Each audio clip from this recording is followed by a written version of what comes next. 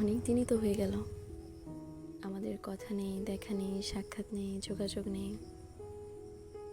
এত সব না থাকার মাঝেও যা আছে তা কেবল আমাদের স্মৃতি, যেসব দুজনে মিলে তৈরি করেছিলাম ভালোবেসে। একদিন প্রচণ্ড মন খারাপ নিয়ে হঠাৎ মাঝে মধ্যে স্মৃতির করিডোরে গিয়ে দাঁড়াই।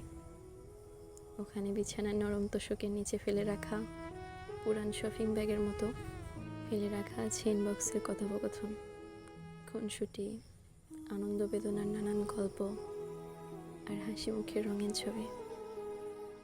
অথচ তাদের আজ কোনো নিজস্ব ভাষা নেই। যা আছে তা কেবলই ঘন ঘোর কুয়াশাময় শীতের রাতের কারণহীন ফুঁপে ওঠা গোপন কান্না। আচ্ছা, তুমি কি জানো, আকাশে আমরা যে নক্ষত্রদের দেখতে পাই সেগুলো তাদের পুরনো অতীতের প্রতিচ্ছবি। আজকাল আমাদের স্মৃতিগুলোকেও সেরকম অতীতের প্রতিচ্ছবি বলে মনে হয়। ছবিগুলো দেখলে আমি বিশ্বাস করতে পারি না এটা আমি। তোমার শেষ মেসেজগুলো দেখলে বিশ্বাসই হয় না এটা তুমি। কি ভীষণ যন্ত্রণা হয় সেই মুহূর্তে, তুমি জানো না। মাহিন সদ্য জন্ম নেওয়া একটা পাখির ছানার মতো আকাশের দিকে হা হা করে তাকিয়ে থাকে।